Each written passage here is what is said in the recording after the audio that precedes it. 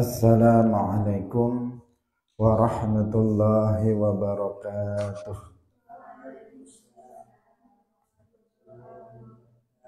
Alhamdulillahi rabbil alamin. Lahun ni'matu wa lahul fadlu wa lahus sana'ul hasan. Wassalawatullahil barrir rahim wal malaikatil muqarrabin ala sayyidina wa maulana Muhammadin wa ala alihi wa ashabihi tayyibin tahirin. Allahumma la sahla illa ma ja'altahu sahla wa anta taj'alul hazna idza syi'ta sahla. Allahumma arzuqna al-ikhlasa fin niyyati wal qawli wal amal. Wa ba'du. Ila Nabiyil Mustafa sallallahu alaihi wasallam wa ikhwanihi minal anbiya'i wal mursalin wa syuhada'i was salihin, khususan ila sultanil awliya Syekh Abdul Qadir Al-Jilani wa Syekh Ahmad Ar-Rifai wa Syekh Bahaidin An-Naqsyabandi wa Syekhina Abdullah Al-Harari wa ila arwahi muassisi jam'iyyati Nahdlatul Ulama Syekh Muhammad Hashim Ash'ari wa Syekh Bisri Sansuri wa Syekh Abdul Wahhab Hasbuwah wa ila arwahi jami'i ahli al-qubur minal muslimin wal muslimat. Al-Fatihah. A'udzu billahi minasy syaithanir rajim. Bismillahirrahmanirrahim. Alhamdulillahi rabbil alamin. Ar-Rahmanir Rahim. Maliki yaumiddin. Iyyaka na'budu wa iyyaka nasta'in. Ihdinas siratal mustaqim. Siratal ladzina an'amta 'alaihim ghairil maghdubi 'alaihim waladdallin. Amin. Hadirin hadirat kaum muslimin muslimat, pemirsa Madu TV rahimakumullah. Alhamdulillah, kita bersyukur kepada Allah Subhanahu wa taala. Pada pagi hari ini Allah Subhanahu wa taala masih melimpahkan, menganugerahkan nikmat-nikmatnya kepada kita semuanya, sehingga kembali kita bisa bertemu dalam majelis Ilmuddin. Semoga Allah Subhanahu wa taala memberikan keistiqamahan kepada kita semuanya untuk senantiasa menghadiri majelis Ilmuddin. Amin ya rabbal alamin. Salawat dan salam semoga tetap terlimpahkan kepada Nabi Agung Nabi Muhammad sallallahu alaihi wasallam, para sahabatnya, keluarganya, serta seluruh umat Islam yang mengikuti beliau ila yaumil qiyamah. Hadirin rahimakumullah.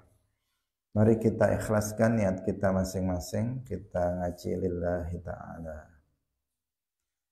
Kita masih pada babul adab, bagian yang akhir. Nanti akan masuk pada bab al-birri was-silah. Qala al-muallif rahimahullahu ta'ala wa anhu wa an ibni Umar radhiyallahu anhuma qala wasdawuh sapa Rasulullah sallallahu alaihi wasallam, la yanzuru, ora ngrahmati utawa ora mulyaaken sapa Allahu Gusti Allah ila man maring wong jarra kang narik thawbahu ing pakaiane man khuyala'a krana sombong. Muttafaqun alaih. Diriwayatkan dari Ibni Umar, Abdullah ibni Umar radhiyallahu anhuma, beliau berkata, Rasulullah Shallallahu Alaihi Wasallam bersabda, Allah tidak merahmati orang yang Nah, mengulur pakaiannya sampai ke bawah mata kaki karena sombong. Muttafaqun alaih. Hadis ini menjelaskan kepada kita tentang hukum isbal bagi laki-laki. Jadi ini hadis ini berlaku bagi kaum laki-laki, tidak berlaku bagi kaum perempuan. Yaitu kaitannya dengan masalah isbal. Isbal itu artinya mengulurkan pakaiannya, baik itu jubah atau itu sarung, apakah itu celana, sampai di bawah mata kaki. Jadi memakai sarung sampai ke bawah mata kaki, memakai celana sampai ke bawah mata kaki, atau memakai jubah, jubahnya panjang sampai ke bawah mata kaki. Itu namanya isbal. Nah, kalau bagi perempuan tidak ada masalah, karena memang aurat seorang perempuan itu adalah seluruh badannya, termasuk kecuali kecuali kedua tangan dan muka. Termasuk aurat bagi perempuan adalah kedua telapak kaki. Itu termasuk aurat bagi perempuan sehingga wajib untuk ditutup. Sedangkan bagi laki-laki kedua telapak kaki itu bukan aurat, karena aurat bagi laki-laki itu ma baina surrah wa rukbah, bagian badannya di antara pusar dan lutut. Nah, isbal bagi laki-laki itu hukumnya dirinci berdasarkan hadis ini. Apabila isbal itu dilakukan karena sombong, jadi tujuannya itu untuk menyombongkan diri, maka isbal hukumnya haram. Sementara isbal jika tujuannya bukan itu, bukan untuk sombong, ya sekedar dia menggunakannya seperti itu dengan memanjangkannya sampai di bawah mata kaki, maka itu hukumnya makruh. Maka sebaiknya seorang laki-laki meskipun bukan untuk tujuan sombong, itu kalau pakai celana, pakai sarung, pakai jubah, itu tidak sampai di bawah mata kaki. Karena sampai di bawah mata kaki meskipun nggak sombong, itu hukumnya makruh. Nah, itu dipahami dari hadis ini. Di dalam hadis ini dikatakan la yanzurullah. Di sini perlu diperhatikan la yanzuru. Di sini artinya la yarhamu. La yarhamu, tidak merahmati, atau la yukrimu, tidak memuliakan. Artinya yuhinuhu. Allah menghinakan. Allah tidak memuliakannya, Allah tidak merahmatinya. Artinya Allah itu akan menghinakan orang yang melakukan isbal nanti pada hari kiamat, jika dia isbalnya itu khuyala. Jadi dijelaskan dalam hadis ini khuyala, ada kata-kata khuyala yang menunjukkan bahwa hukum haramnya itu berlaku apabila isbal dilakukan khuyala, karena sombong. Jika tidak khuyala'a, tidak karena sombong, maka tidak haram, hanya saja hukumnya adalah makruh. Ini perlu untuk dipahami karena orang Wahabi itu mengharamkan isbal bagi laki-laki secara mutlak. Karena sombong atau tidak karena sombong, menggunakan pakaian sampai ke bawah mata kaki itu hukumnya haram menurut kelompok Wahabi, dan itu nggak sesuai dengan hadis ini, karena hadis ini itu ada batasan di situ khuyala, apabila seseorang itu melakukannya karena sombong.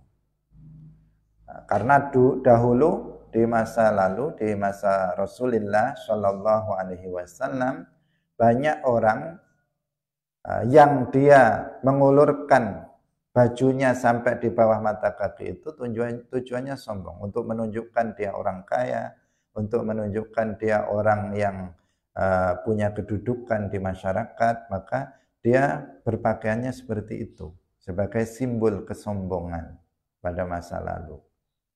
Kalau pada masa sekarang, apalagi di tempat kita, itu enggak. Kalau seseorang memakai celana sampai di bawah mata kaki, itu enggak ada yang, hampir enggak ada orang yang berniat untuk menyombongkan diri. Karena itu bukan simbol kesombongan. Kalau panjang sarungnya ya itu belum bisa pakai sarung gitu aja.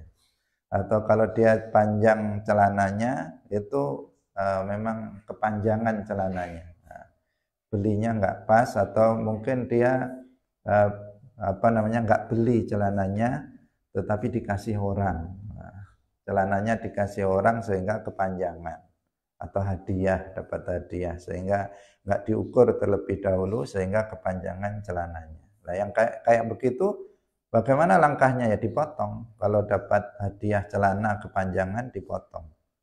Kalau sarung sepanjang apapun kan bisa ditekuk, dia dinaikkan. Kalau pinter pakai sarungnya. Kalau enggak ya tadi itu.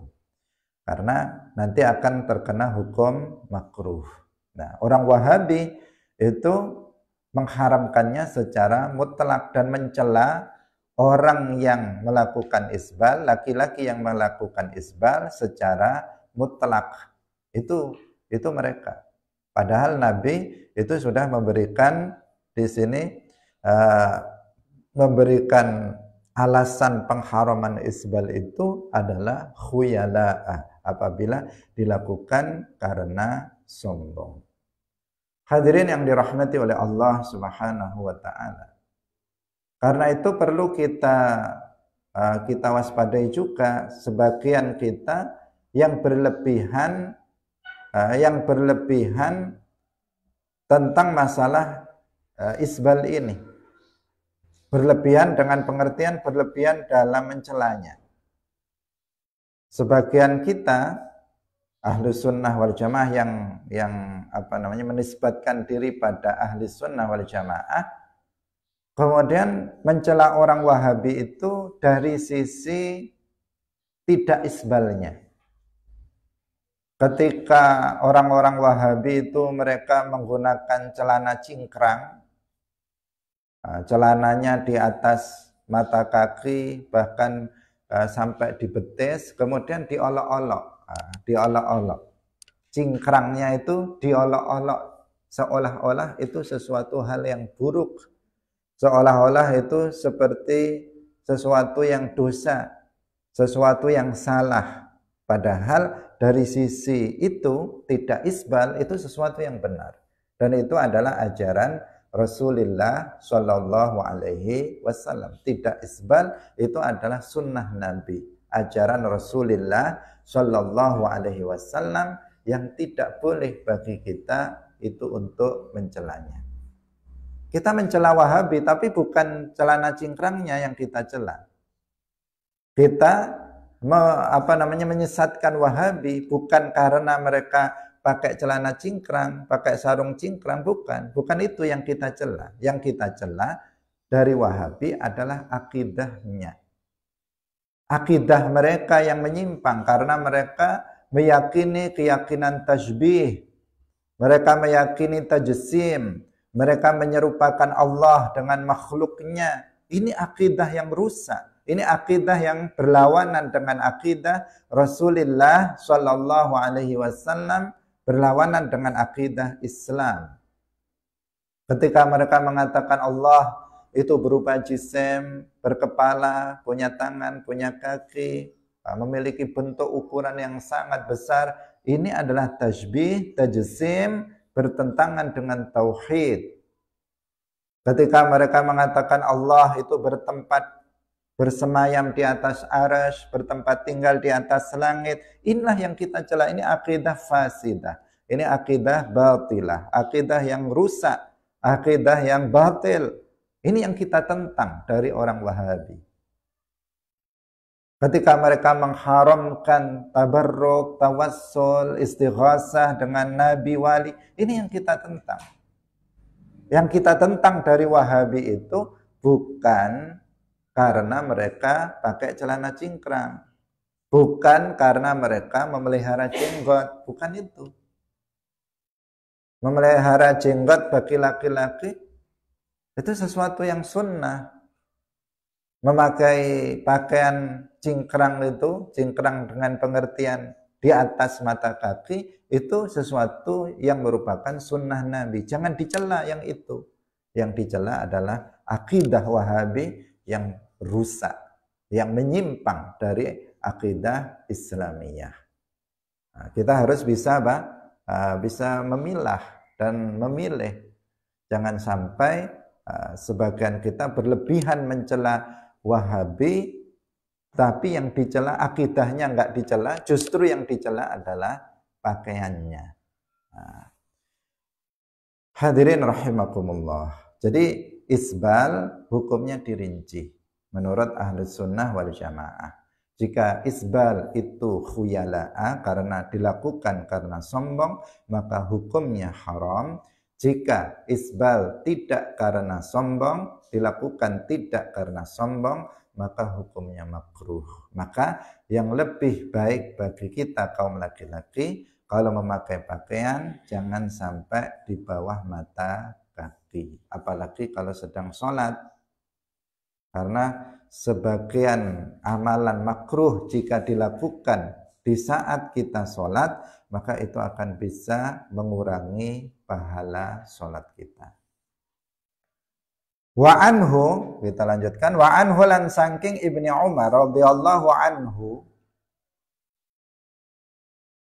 anna Rasulullah sallallahu alaihi wasallam qala, saat temene Rasulullah sallallahu alaihi wasallam iku qala, wis dawuh sapa Rasulullah, idza akala tatkalane mangan sapa ahadukum salah siji sira kabeh falyakul mongko becik mangan sapa ahadukum biyaminihi kelawan tangane ahadukum. Wa idza syariba lan tatkalane minum sapa ahadukum falyashrab mongko becik minum sapa ahadukum biyaminihi kelawan tangan kanane ahadukum. Fa inna syaitana mangko sak temene syaiton iku yakulu mangan sapa setan bisimalihi kelawan tangan kiwane syaiton. Wa yashrabu lan nginum sapa ngombe sapa setan bisimalihi kelawan tangan kiwane ya, tangan kiwane syaiton. Akhrajahu Muslimun. Dari Ibni Umar radhiyallahu anhuma bahwa Rasulullah telah bersabda, apabila salah seorang kalian itu makan, maka hendaknya dia makan dengan tangan kanannya. Dan jika dia minum, maka hendaknya dia minum dengan tangan kanannya. Karena syaitan itu makan dengan tangan kirinya dan minum dengan tangan kirinya. Akhrajahu Muslimun. Jangan kayak setan ya. Kalau makan, minum jangan kayak setan. Nah, setan makan, minum pakai tangan kiri begini. Kalau makan dan minum. Nah, sementara kita, setan itu kan musuh bagi kita umat Islam. Fattakhidhu aduwa, jadikanlah syaitan itu sebagai musuh bagi kita, karena itu jangan sama kayak syaitan dalam makan dan minum. Nah, kita adabnya, meskipun ini bukan adab wajib, tetapi sunnah kita kalau makan pakai tangan kanan, kemarin dengan 3 jari. Kalau makanannya memang makanan yang bisa dipuluk dengan 3 jari, pakai tangan kanan. Minum juga pakai tangan kanan, bukan pakai tangan kiri. Nah, anak-anak kita juga dididik dari kecil untuk terbiasa makan dan minum pakai tangan kanan. Pokoknya sesuatu hal yang baik itu hendaknya dia dengan tangan kanan. Kalau sesuatu yang dalam pandangan tidak baik, maka pakai tangan kiri. Nah, itu adab di dalam makan dan minum. Hadis ini juga menunjukkan kepada kita bahwa setan itu ternyata juga makan, setan itu juga minum. Jin, setan itu kan kafirul jinni, jin yang kafir itu namanya syaitan. Meskipun manusia yang perbuatannya kayak syaitan itu disebut syaitanul insi, setan dari manusia. Tapi yang dimaksud di sini fa'inna syaitan, di sini setan yang dari bangsa jin. Karena kalau setan manusia banyak yang pakai tangan kanan kalau makan dan minum. Karena perbuatannya kayak syaitan sehingga dia disebut syaitanul insi. Tapi setan dari jin itu makan minumnya pakai tangan kiri. Menunjukkan berarti setan itu makan dan minum juga. Jin itu makan dan minum juga. Apa makanannya? Allahu alam, ya macam-macam yang dia makan. Yang jelas setan itu mereka makan dan juga minum. Beda dengan para malaikat. Kalau para malaikat la ya'kulun wa la yashrabun. Mereka tidak makan dan juga tidak minum. Tapi kalau jin mereka makan dan mereka juga minum. Pertama itu.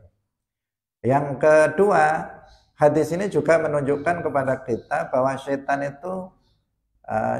itu punya tangan. Tangannya ada kanan, ada kiri. Buktinya di sini setan makannya tak pakai tangan kiri. Berarti setan itu punya tangan kanan juga tangan kiri. Meskipun di sini yang disebut kiri, karena kalau ada kiri mesti ada kanan. Kenapa disebut ini kiri? Karena ada kanannya. Kalau nggak ada kanannya nggak ada kirinya. Jadi setan, jin itu juga punya tangan, kanan atau kiri. Kenapa itu ditunjukkan ini? Karena kalau nggak ditunjukkan ya kita nggak tahu. Karena kita nggak melihat setan dalam wujud aslinya. Kalau ada di antara kalian yang pernah melihat setan, setan dari jin, maka itu bukan dalam wujud aslinya. Karena setan itu bisa berubah-ubah, bisa merubah wujudnya. Misalnya merubah wujudnya jadi kayak manusia, merubah wujudnya menjadi ular, merubah wujudnya menjadi anjing. Itu setan bisa berubah wujudnya, jin. Kalau itu kita bisa melihatnya, terkadang menampakkan diri dalam wujud lain, maka kita bisa melihatnya. Tapi kalau wujud asli syaitan, wujud asli jin, kita nggak bisa melihatnya. Sehingga kita tahu jin itu punya tangan apa enggak dari mana? Ya dari hadis ini. Hadis ini menunjukkan kalau setan itu punya tangan, setan itu punya tangan kanan dan punya tangan kiri, dan setan itu juga makan dan minum seperti halnya manusia. Itu ya, yang bisa kita pahami dari hadis ini. Karena apa yang disampaikan Nabi itu wahyu dari Allah, dan Allah itu zat yang menciptakan setan, yang menciptakan segala sesuatu termasuk jin, termasuk setan. Ini Allah yang menciptakannya, sehingga Allah Maha mengetahui terhadap segala sesuatu. Wa an Amr bin Shu'aib an abihi an jaddihi radhiyallahu anhum qala Rasulullah qala wastawu sapa Rasulullah sallallahu alaihi wasallam kul mangana sapa sira wasyrab lan ngombe sapa sira walbas lan berpakaiano sapa sira wa tasaddaq lan sedekah sapa sira fi ghairi sarafin ing dalam saliyane berlebihan wala makhilatin lan ora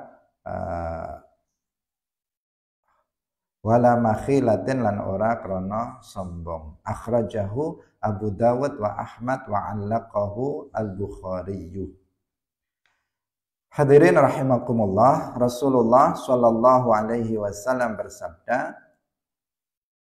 makan kamu, minumlah kamu, berpakaianlah kamu, bersedekahlah kamu, tapi tanpa berlebihan dan tanpa ada unsur kesombongan. Hadis ini menunjukkan kepada kita makan, minum, berpakaian, bersedekah pada dasarnya hukumnya adalah boleh. Boleh kita makan, boleh. Sesuatu hal yang mubah.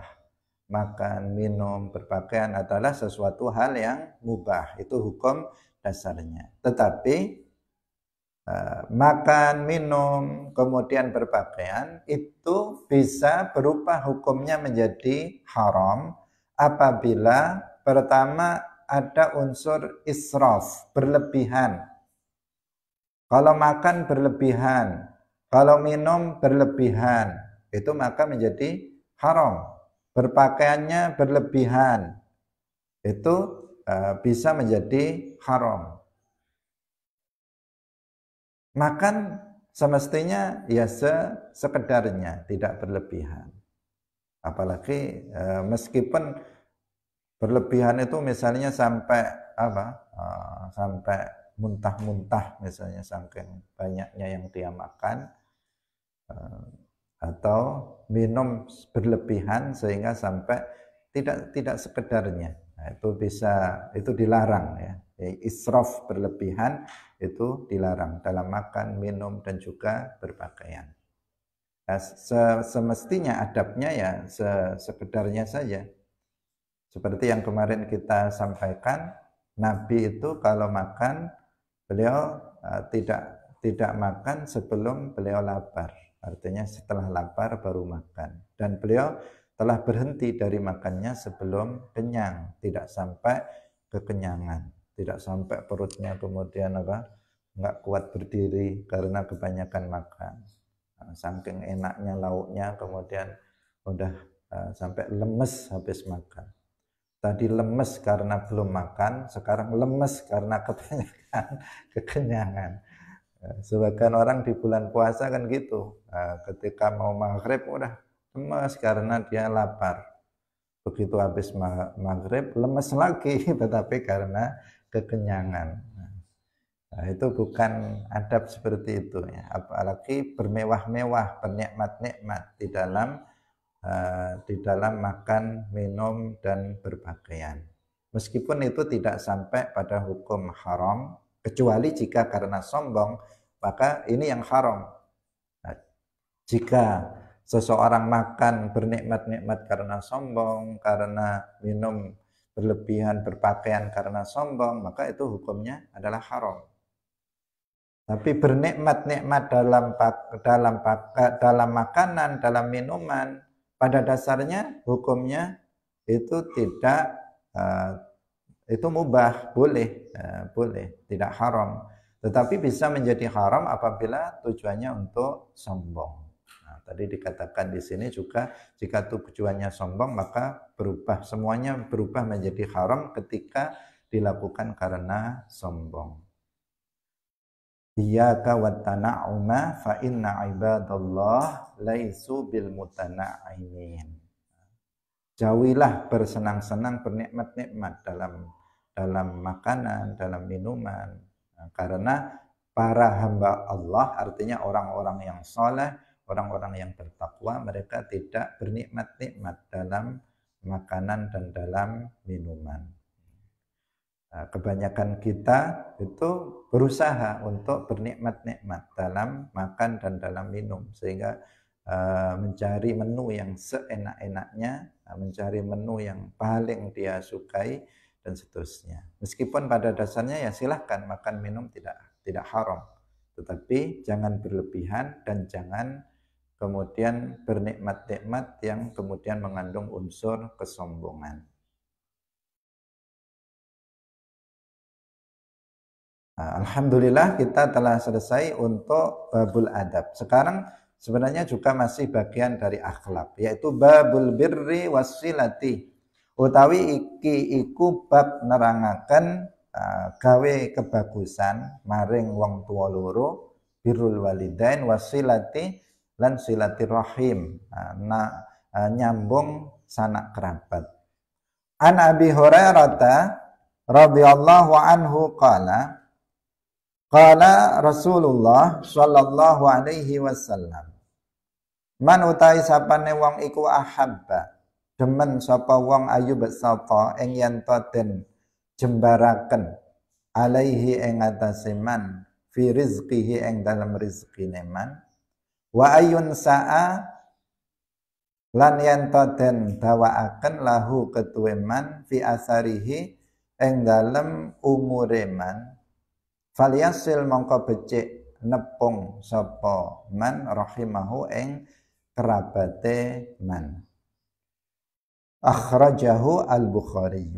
Dari Abi Hurairah radhiyallahu anhu, beliau berkata, Rasulullah shallallahu alaihi wasallam bersabda, barang siapa yang suka untuk diluaskan rizkinya dan dipanjangkan umurnya, maka hendaknya dia menyambung kerabatnya. Ya, semua orang pasti suka kalau diapakan rizkinya diluaskan. Pada umumnya orang begitu. Kita semuanya senang kalau rizkinya itu luas, rizkinya banyak. Kita juga senang apabila umur kita itu dipanjangkan. Setiap orang itu punya ajal, ada batas umur dia, dan dia akan pasti mati. Siapapun itu pasti akan mengalami kematian.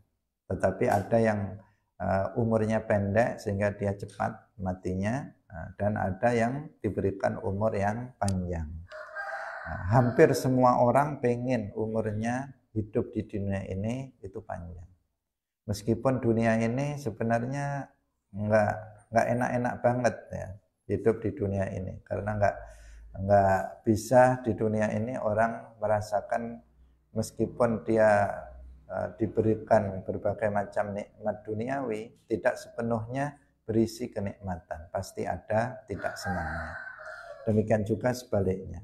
Tapi kebanyakan orang itu pengennya dipanjangkan umurnya.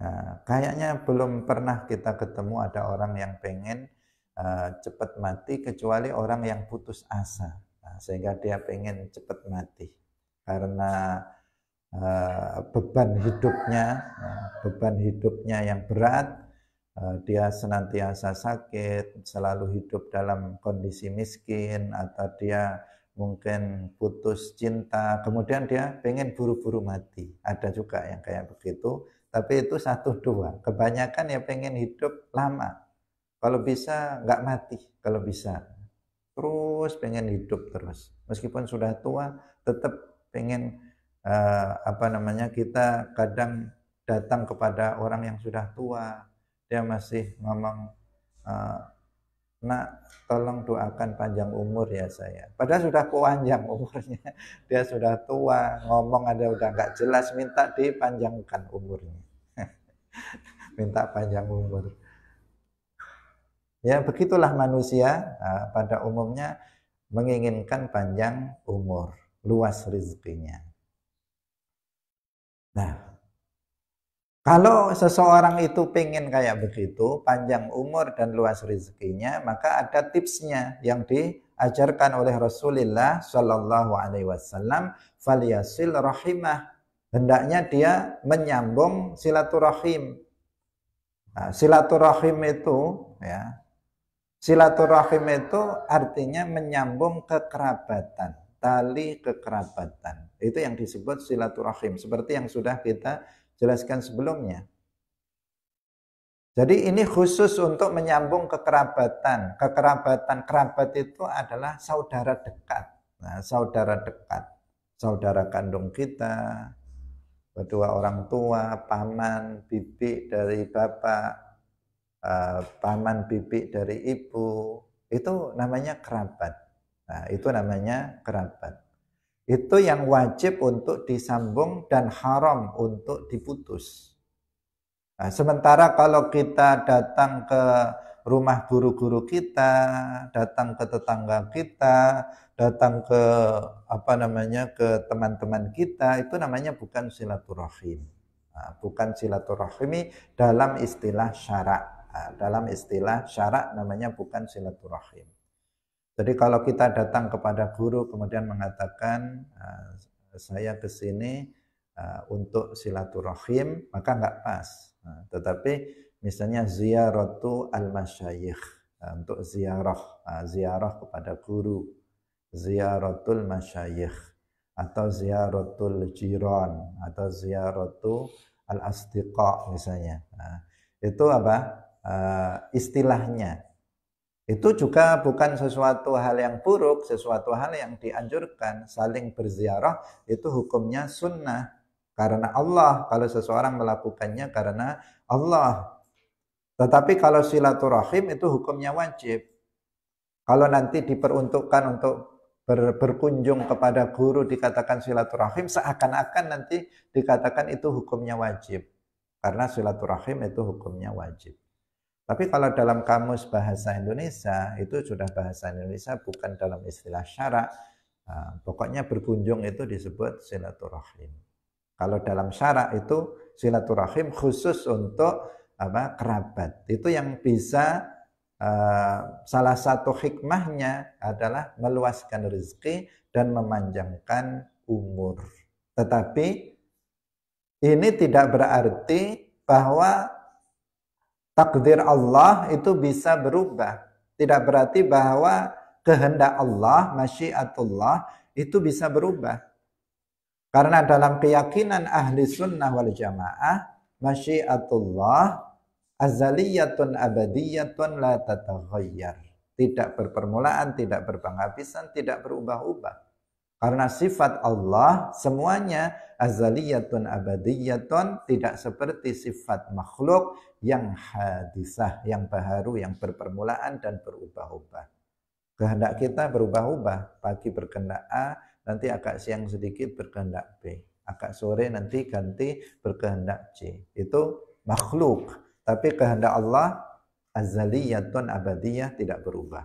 Takdir Allah juga sifat Allah, dia tidak berubah-ubah. Apa yang sudah ditetapkan oleh Allah pada azal pasti terjadi dan tidak berubah. Itu keyakinan kita. Nah, yang di sini hadis ini tidak menunjukkan bahwa silaturahim itu bisa merubah takdir. Yang asalnya takdirnya itu sedikit, rezekinya menjadi banyak, berubah menjadi banyak. Yang asalnya umurnya itu ditetapkan pendek kemudian menjadi panjang. Enggak seperti itu. Tetapi sebagian ulama mengatakan ini berkaitan dengan takdir mu'allaq. Takdir mu'allaq. Nah, takdir mu'allaq itu adalah takdir yang dalam catatan malaikat itu tertulis dua opsi. Digantungkan kepada perbuatan manusia. Ditulis apabila si fulan itu silaturahim, maka dia akan dipanjangkan umurnya. Jika tidak silaturahim, maka tahun ini mati. Itu misalnya seperti itu. Jadi Allah sudah tetapkan apakah dia silaturahim apa enggak, umurnya panjang apa enggak, sudah tetapkan. Tapi malaikat tidak mengetahuinya. Nah, malaikat tidak mengetahuinya seakan-akan malaikat masih seakan-akan ini bisa berubah dengan perbuatan manusia dalam pandangan malaikat, tapi Allah itu sudah tetapkan dia panjang apa enggak, silaturahim apa enggak, semuanya sudah ditetapkan. Tetapi untuk takdir yang sebenarnya itu dirahasiakan oleh Allah, tidak diberitahukan kepada malaikat. Malaikat taunya yang apa yang ditulisnya, yang dikutipnya dari Al-Lauhil Mahfuz. Itu maksudnya takdir mu'allaq bukan artinya takdir yang bisa berubah. Enggak ada takdir yang bisa berubah. Ini kaitannya dengan akidah ahli sunnah wal jamaah yang harus diperhatikan. Doa enggak bisa merubah takdir. Silaturahim tidak merubah takdir. Sedekah tidak merubah takdir. Enggak ada perbuatan manusia yang bisa merubah takdir Allah Subhanahu wa taala. Tetapi ini menunjukkan bahwa ini adalah sebab yang Allah jadikan sebagai panjangnya umur seseorang dan menjadi sebab dari luasnya rezeki seseorang. Jadi ada hal-hal yang seperti ini itu tertulis di Lauhul Mahfuz mu'allaq. Mu'allaq. Jadi kita melakukannya mana tahu sesuai dengan salah satu dari dua opsi yang tertulis untuk kita. Nah, mana tahu, tapi kita nggak tahu karena ada sebagian orang yang rajin silaturahim tetapi rezekinya juga sempit. Ada orang yang rajin silaturahim tetapi umurnya pendek. Ada, padahal dia rajin untuk berkunjung ke sanak kerabatnya, tapi ternyata apa? Umurnya pendek. Kenapa? Karena dia tidak bisa merubah takdir. Silaturahim tidak bisa merubah takdir, tetapi banyak tetapi silaturahim itu dijadikan oleh Allah sebagai salah satu sebab seseorang itu dipanjangkan umurnya. Dan sebab itu tidak selalu muncul akibat. Ketika seseorang melakukan sebab, tidak selalu pasti akan muncul akibat. Hadirin rahimakumullah. Sebagian ulama mengatakan yang dimaksud dengan ayun sa'alahu fi asarihi itu diberkahi. Kalau umur yang ditetapkan tetap tidak berubah, tetapi umurnya itu berkah. Sesuatu itu kalau berkah artinya dia membawa kebaikan-kebaikan. Al-barokah artinya ziyadatul khair, ada tambahan kebaikan. Dia umurnya pendek, tetapi banyak sekali perbuatan ketaatan, amal soleh yang dilakukannya. Padahal umurnya pendek, seperti para ulama, seperti Imam Nawawi misalnya. Beliau umurnya nggak panjang, Imam Nawawi, Imam Syafi'i misalnya umurnya tidak sangat panjang. Tetapi Imam Syafi'i ilmunya memenuhi dunia ini. Padahal umurnya beliau lahir 150 Hijriah, wafat 204 Hijriah. Berapa umurnya? Cuman 54. 54 tahun. 54 tahun berarti beliau wafat masih muda. Karena belum sampai 55, bahkan belum sampai 60 tahun umur beliau. Tetapi ilmunya memenuhi dunia ini. Semua ada ilmunya Imam Syafi'i. Itu namanya umurnya mubarakah. Ilmunya diberkahi oleh Allah. Imam Nawawi juga demikian. Umurnya pendek. Sekitar 50-an juga atau enggak sampai. Tetapi apa? Imam Nawawi karangannya, kitabnya banyak sekali. Dalam fikih, dalam hadis. Yang apabila dihitung dengan umurnya, itu lebih banyak tulisannya daripada umurnya. Nah, yang itu menunjukkan apa? Umurnya diberikan barokah. Nah, ada orang kebalikannya, umurnya sampai 80 tahun, tapi nggak ada berkahnya sama sekali. Setelah mati ya mati itu aja, nggak ada peninggalannya, nggak ada kebaikan yang dilakukannya. Umurnya panjang tapi sia-sia. Nah, sia-sia dalam pengertian nggak ada manfaat, nggak ada kebaikan yang dia lakukan, amalnya sedikit, amal kebaikannya sedikit, padahal umurnya sangat panjang. Nah, sebagian ulama memaknai ini ayun sa'a fi lahu fi atharihi, maksudnya umurnya nanti akan diberkahi, meskipun pendek misalnya, tetapi seakan-akan dia umurnya sangat panjang, bahkan dia seakan-akan hidup selamanya, seperti Imam Syafi'i hidup sampai sekarang. Karena ilmunya tetap dipelajari, tetap di kitab-kitabnya masih terus dikaji oleh umat Islam. Luar biasa, sesuatu yang berkah itu luar biasa, akan membawa kebaikan-kebaikan. Seseorang kalau makannya berkah juga akan membawa kebaikan-kebaikan dan seterusnya. Wa an Jubair bin Mut'im radhiyallahu anhu qala Rasulullah sallallahu alaihi wasallam la yadkhulu, ora manjing, ora mlebu ma'al awwalin sartane wong-wong kang pertama mlebu swarga al jannata ing swarga sapa qati'un wong kang mutus silaturahim, yakni ngarepaken sapa Kanjeng Nabi qati'a rahimin, wong kang mutus kekerabatan, muttafaqun alaih. Nah, hadis ini menunjukkan kepada kita bahwa qat'ur rahim itu hukumnya haram, bahkan minal kabair, tergolong sebagai dosa besar. Silaturahim hukumnya wajib, qati'ur rahim atau qat'ur rahim itu hukumnya haram minal kabair, harus diwaspadai.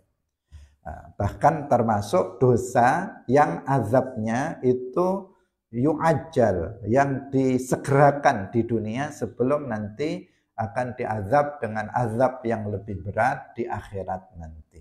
Harus diwaspadai. Kapan seseorang dianggap telah memutus silaturahim? Yaitu apabila dia tidak mengunjungi kerabatnya,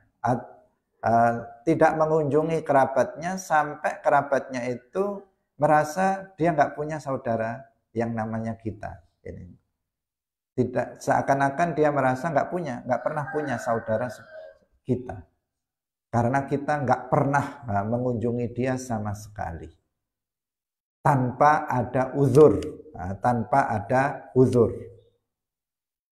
Kita nggak pernah datang ke rumahnya sama sekali, kita nggak pernah nelpon dia, kita nggak pernah chat dia sama sekali, seakan-akan dia nggak punya saudara yang saudara kita, itu nggak punya. Itu berarti tanpa uzur dia melakukan itu. Itu berarti dia telah memutus kekerabatan. Banyak di antara kita yang seperti itu. Dia nggak kenal dengan kerabatnya, dengan pamannya, bibinya, Pak D-nya, Mbak D-nya aja nggak kenal. Kadang ada juga yang dia dengan saudara kandungnya sendiri dia udah nggak pernah datang, seakan-akan dia nggak punya saudara, karena dia kaya misalnya, nggak mau datang ke saudaranya yang miskin, dan seterusnya. Itu yang pertama. Yang kedua, dia tidak mau membantu saudaranya, kerabatnya, di saat kerabatnya itu sangat membutuhkan. Di saat kerabatnya itu sangat membutuhkan karena mendapatkan musibah yang tiba-tiba dia bangkrut, banyak hutangnya. Kemudian datang kepada saudaranya, kerabatnya, saudara kandungnya misalnya, yang kaya, dia bisa membantu, kemudian dia bilang, enggak, saya enggak mau bantu. Padahal dia sudah dalam kondisi darurat. Kemudian kerabatnya ini mampu untuk menolongnya, tapi dia nggak mau menolongnya. Berarti dia telah memutus kekerabatan. Karena dia ini nanti pasti kerabatnya ini kecewa. Ini saudara kayak nggak saudara. Saya nggak punya saudara kayak begitu. Di saat saudaranya sangat membutuhkan pertolongan, dia nggak mau menolongnya. Ini juga disebut dengan memutus kekerabatan. Karena silaturahim itu bisa dilakukan dengan dua hal. Yang pertama, dengan mengunjunginya secara berkala. Misalnya setahun sekali waktu lebaran dia berkunjung. Atau di saat kerabat kita senang, kita berkunjung. Di saat kerabat kita susah, kita berkunjung. Senang misalnya waktu dia mengadakan walimah, nikahan anaknya, kita datang. Waktu susah dia kena musibah, ada keluarganya yang meninggal, kita datang. Itu berkunjung yang seperti itu dalam rangka apa? Silaturahim. Atau yang kedua, membantu saudaranya yang membutuhkan, sedang membutuhkan, hidupnya, ekonominya lemah, dibantu. Itu adalah menyambung kekerabatan. Sudah pasti ketika kita punya saudara dalam kekurangan kemudian kita bantu, pasti dia mengatakan ini saudara saya, ini betul-betul kerabat saya, betul-betul keluarga saya. Bahkan kalau kita nggak kerabatnya saja, kalau kita membantu orang, pasti kita pun dianggap sebagai kerabat. Nah, karena kita suka membantu dia, saking suka membantunya dia, sampai kita dianggap dia sebagai kerabatnya, padahal bukan. Apalagi kalau kita memang betul-betul kerabat. Nah, maka itulah yang disebut silaturahim. Silaturahim hukumnya wajib, memutus silaturahim hukumnya haram minal kabair, yang harus dijauhi setiap kita, jangan sampai kita termasuk orang yang memutus kekerabatan. Sampai di sini pengajian kita pada pagi hari ini. Barakallahu fikum wallahu muwaffiq ila aqwamit thoriq. Wassalamualaikum warahmatullahi wabarakatuh. La ilaha illallah. Allahumma salli ala sayyidina Muhammad wa ala alihi wa sahbihi wa sallim. Rabbi ghfirli wa liwalidayya wa lil mu'minina wal mu'minat.